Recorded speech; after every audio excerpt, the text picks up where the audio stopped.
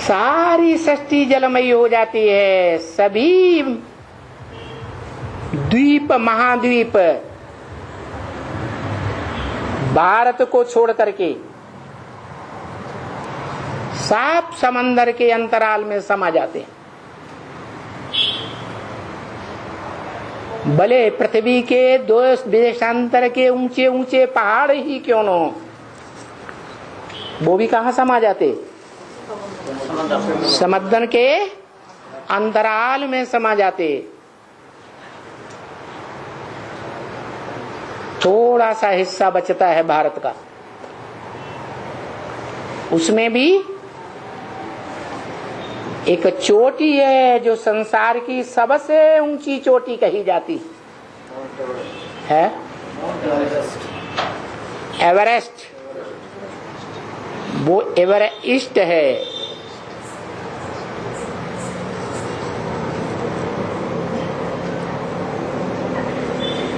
पूर्वीय सभ्यता का प्रतीक है,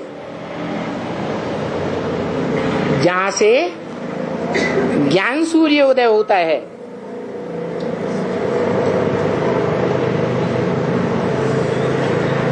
अष्टदेवों में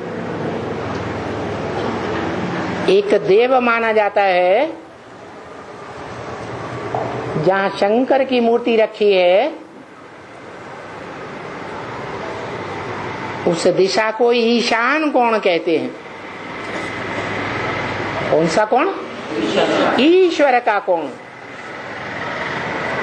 जहां से ईश्वर उदय होता है, प्रत्यक्ष होता है। वो ही दिशा है जहां एवरेस्ट चोटी है, वो जड़ चोटी है। और जड़त्व की यादगार कोई चैतन्य भी होगी या नहीं होगी? तो वो चोटी पर वो एक ही सत्ता आत्मा है जो इस सृष्टि रूपी रंगमंच पर आदि से अंत तक पार्ट बजाती है, जिसे ब्रह्मा के मुख से सुप्रीम सोल शिव बाप ने भी बोला कि सृष्टि पर सदा कायम एक शिव बाबा है और कोई सृष्टि पर सदा कायम नहीं है। तो जो सदा कायम है उसका यादगार वो जड़ चोटी भी है। कौन सी? Mount Everest. और चैतन्य चोटी भी है, वो परा प्रकृति का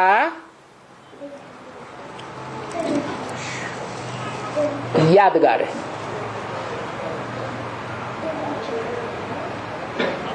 प्रकृति गीता में भी दो प्रकार की बताई गई, जड़ प्रकृति, पृथ्वी जल वायु अग्नि आकाश जड़त्व, और उनके चैतन्य रूप देवताएं, पृथ्वी देवता, वायु देवता, अग्नि देवता आदि आदि, वो परा प्रकृति है। जैसे परम पुरुष है तो परम पुरुष की परा प्रकृति भी है। वो परा प्रकृति इस सत्य रूपी रंगमंच पर जड़त्व रूप में ही रहती है कि जड़ और चैतन्य के सार रूप में भी रहती है।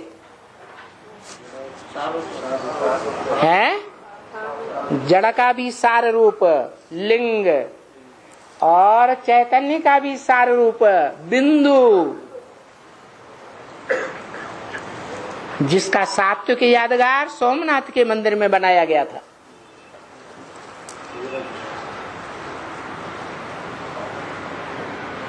लिंग है बड़ा रूप, साकार रूप, पत्थर दिखाया जाता है, टोटल पत्थर,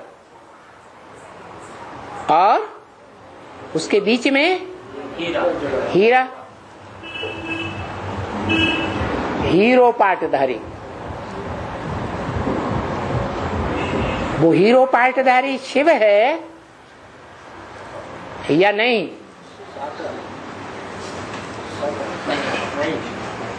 शिव की आत्मा हीरो पाटधारी है या नहीं? क्यों? क्योंकि हीरो पाटधारी आदि से अंत तक हर सीन में पार्ट बजाता है, और शिव इस सृष्टि में 4 युगों के 4 सीन में लगातार पार्ट नहीं बजाता। जिसमें प्रवेश करता है उसको आप समान बनाता है। निराकारी, निर्विकारी और निरहंकारी बनाता है। तो वो रूप है जड़ और चेतन का सम्मिलित रूप, सार रूप, शिवलिंग, जिसमें लिंग है साकार, जड़त्व रूप, पत्थर बुद्धि। कैसा पत्थर बुद्धि?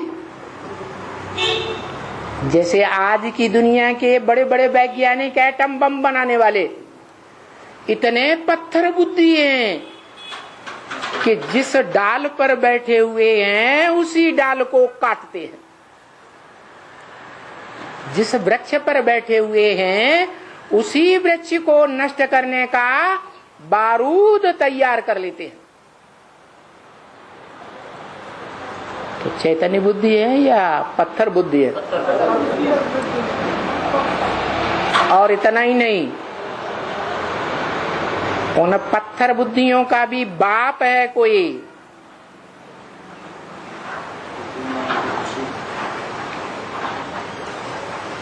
जो पत्थर बुद्धियों का बाप उन पत्थर बुद्धि नास्तिकों से भी बड़ा सा बड़ा खतरनाक पत्थर बुद्धि है। क्योंकि वैज्ञानिक एटॉमिक एनर्जी बना तो लेते हैं, देश देशांतर में बड़े बड़े एटम बम हजारों हजार मेगावाट के तैयार कर लेते हैं, परंतु उनका विस्फोट करने में है उनको बहुत डर लगता है। क्या कितने साल हो गए हैं? 36 में एटॉमिक एनर्जी का मनुष्य के मस्तिष्क पटल पर नाम निशान भी नहीं था। जब से भगवान इस सृष्टि पर आता है गुप्त रूप में, तब से एटॉमिक एनर्जी का निर्माण शुरू होता है।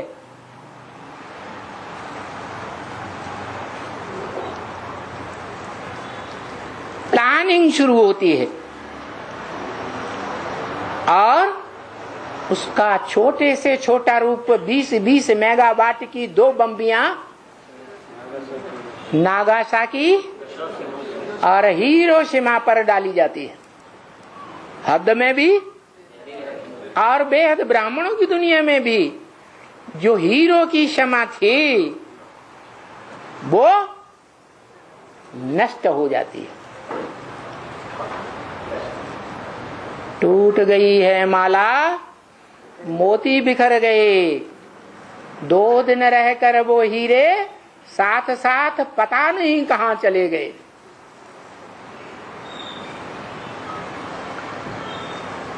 तो कितने साल हो गए? 80 साल।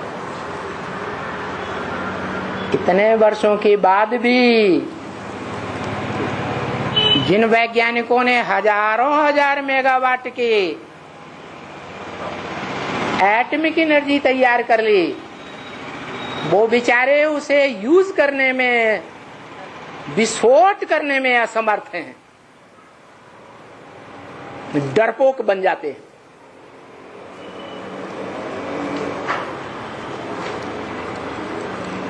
तो उन विनाशकारियों का भी कोई बाप चाहिए या नहीं चाहिए? जो बाप कहते हैं बच्चे तुम्हारा बाप आया हुआ है, क्या सिर्फ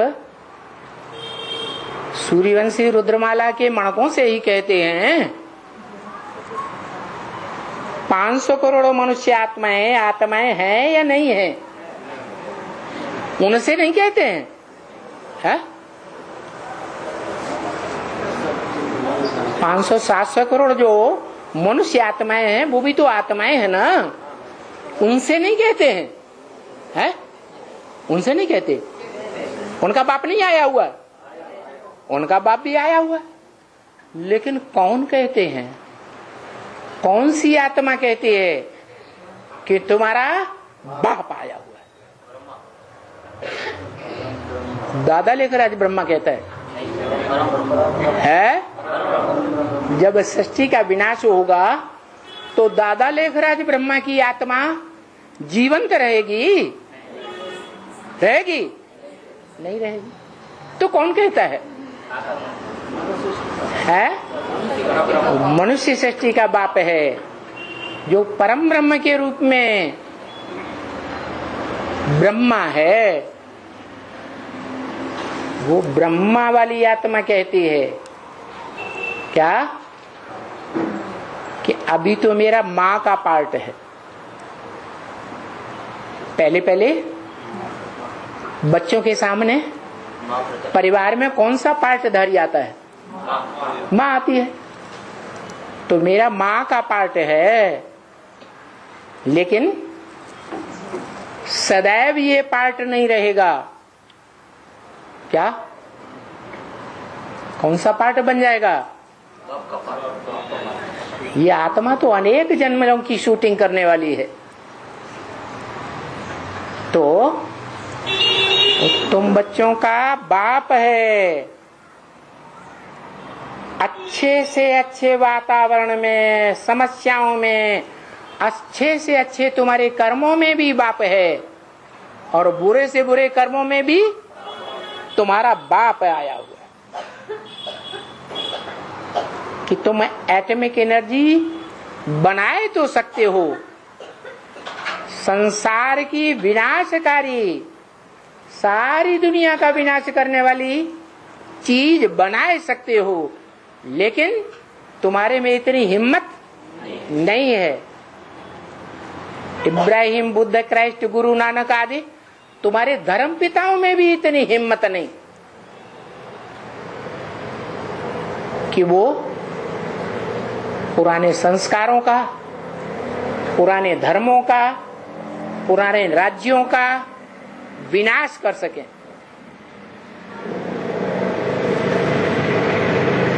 वो कार्य उन धर्म पिताओं का भी कोई बाप है मनुष्य रूप में। इस मनुष्य सृष्टि पर जो भारत में और विदेशों में भी माना तो जाता है, गाया तो जाता है, आदिदेव, आदिनाथ, आदम, एडम के रूप में, लेकिन उसकी जीवन कहानी को कोई जानता नहीं है। तो वो बाप जो भी इस मनुष्य सृष्टि पर रावण संप्रदाय कल्याणकारी हैं एक दूसरे के, या कल्याणकारी बन गए?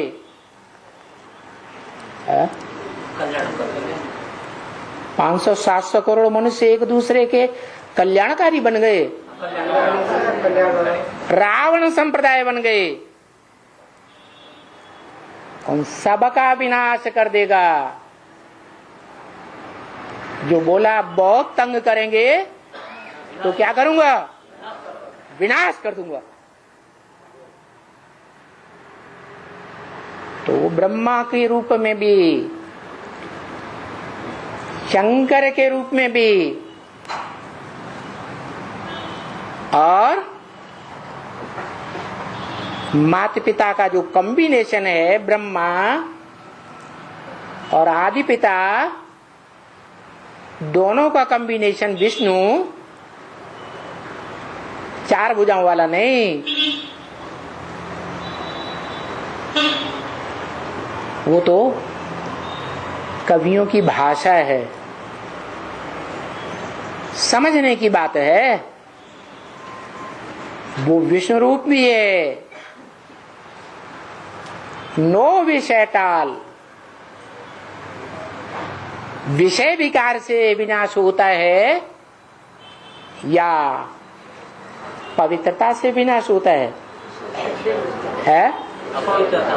अपवित्रता, विषय विकार से विनाश होता है। तो वो विष्णु रूप भी है। तीनों ही मूर्तियां उस अव्यक्त रूप में समाई हुई हैं। क्या? जड़त्वमयी ब्रह्मा की मूर्ति, पत्थर बुद्धि भी है या नहीं है? अरे ब्रह्मा पत्थर बुद्धि या चैतन्य बुद्धि? भले अव्वल नंबर ब्रह्मा हो, सुप्रीम सोल बाप की पहली रचना है, तो भी पत्थर बुद्धि या चैतन्य बुद्धि? पत्थर बुद्धि। यादगार में भी दिखाते हैं, मूर्तियां भी बनाते रहे। स्वर्णलिंग, रजतलिंग चांदी का, ताम्रलिंग, लौहलिंग या पत्थरलिंग।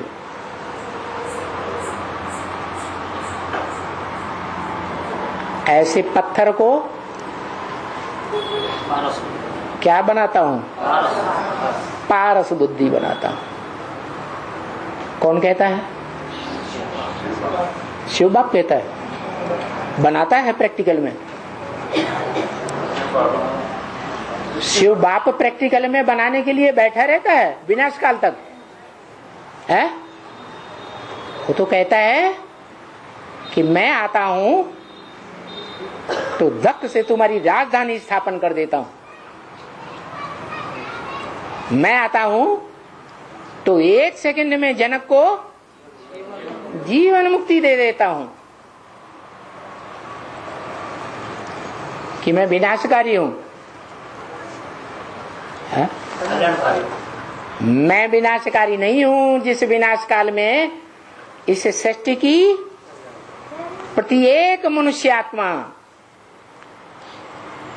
बेचैन हो जाती है, कि चैन में रहती है? बेचैन हो जाती है।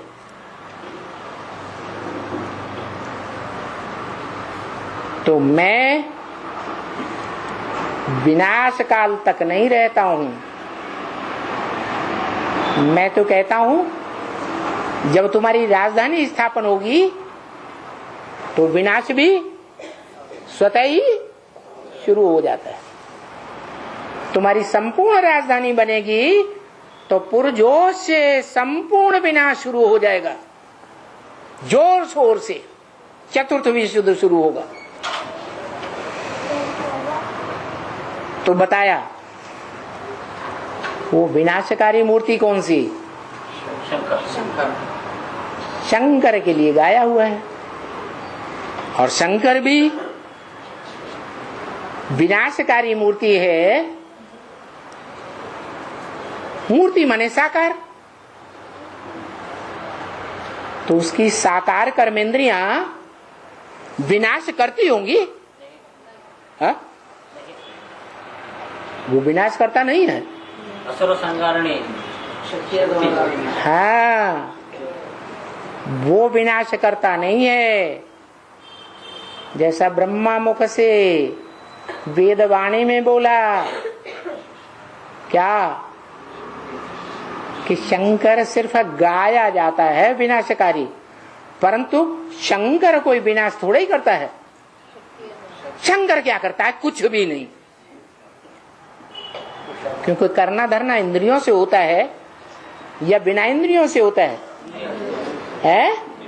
इंद्रियों से होता है। और शंकर तो इंद्रियों से कुछ करता ही नहीं। कैसे करता है? शक्तियों को प्रेरणा देता है। हाँ, प्रेरणा देने का काम इंद्रियों से नहीं होता है। प्रेरणा देने का काम अव्यक्त मन बुद्धि का है, या इंद्रियों का है, या शरीर का है? अव्यक्त मन बुद्धि रूपी आत्मा का है। इसलिए विनाश का प्रैक्टिकल पार्ट शक्तियां बजाती हैं। मैं प्रैक्टिकल में विनाश नहीं करता हूं। तो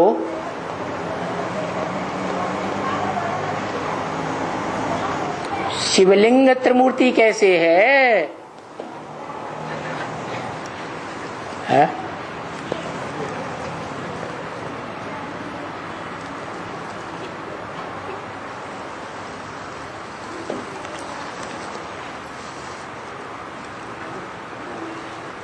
अरे पहली मूर्ति ब्रह्मा है या नहीं है? परम ब्रह्म है या नहीं है? पहली मूर्ति तो है। ब्रह्मा रूपी माता पुरुष रूपी आत्मा के मुकाबले जड़त्वमयी है या चैतन्य है? माता जड़त्वमयी है। तो जो जड़त्वमयी है वो जड़त्वमयी अव्वल नंबर में रखी जाए या दूसरे नंबर में रखी जाए? दूसरे नंबर में रखी जाए। जगत पिता और जगत माता कौन विनाशकारी है? जगत माता के लिए कहा जाता है असुर संहारिणी, जगत पिता के लिए नहीं कहा जाता। जो जगत पिता गाया हुआ है खास भारतवर्ष में, उसकी यादगार है कि असुर भी राक्षस भी उसे अपना इष्ट मानते हैं, और मनुष्यात्माएं देवात्माएं भी उसे अपना इष्ट मानती है। दोनों ही उसे अपना इष्ट मानते हैं। कोई भी शत्रु नहीं मानता, क्योंकि वो असुरों का भी बाप है और देव आत्माओं का भी बाप है। इसलिए बोलता है कि सुख की दुनिया मेरी है तो दुख की दुनिया मेरी नहीं है क्या? सुख देने वाले देवताओं की दुनिया भी मेरी है और दुख देने वाले राक्षसों की दुनिया भी मेरी है। कौन सी आत्मा ने बोला है? मनुष्य सृष्टि के बाप वाली आत्मा बोलती है। तो देखो, वो जो लिंग रूप है वो जब तमो प्रधान बनता है तो वो माता का रूप है। क्या? परम ब्रह्म का रूप है, चोटी का रूप है। कैसा ब्राह्मण है? अव्वल नंबर का ब्राह्मण या मध्यम या लास्ट है? अव्वल नंबर का ब्राह्मण तो है। ब्रह्मा का पहला पुत्र है। प्रैक्टिकल जीवन में कहा जाता है लेकिन वास्तव में शिव पिता है, और जिसको आधार लेता है शरीर का, लिंग का, रथ का, वो जड़त्व रूपी रथ क्या है? आधार है, जड़ है, माता है।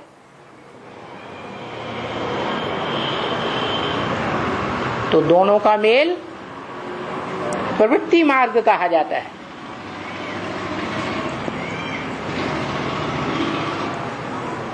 वो पिता है, जड़लिंग माता है। वो पिता जड़त्वमयी लिंग में प्रवेश करके उसे आप समान बनाता है, नहीं है? बनाता है। तो चैतन्य कहा जाएगा या जड़ कहा जाएगा? तो चैतन्य बनता है, वो ब्रह्मा ही विष्णु बन जाता है, परम पवित्र बन जाता है या परम अपवित्र रहता है? परम पवित्र बन जाता है। ब्रह्मा सो विष्णु, और विष्णु रूप बनने से पहले और ब्रह्मा रूप के बाद दोनों का मध्य रूप में जो रूप है, कौन सा रूप है? कौन सी मूर्ति? शंकर मूर्ति। शंकर का क्या पार्ट है? कुछ भी नहीं। फिर कहीं बोल दिया शंकर का तो बहुत थोड़ा पार्ट है, जैसे कि है ही नहीं। तो क्या पार्ट है? हाँ, प्रेरणा का पार्ट है। वो पार्ट नहीं कहा जाएगा, क्योंकि पार्ट तो इंद्रियों से बजाया जाता है। सिर्फ प्रेरणा कहें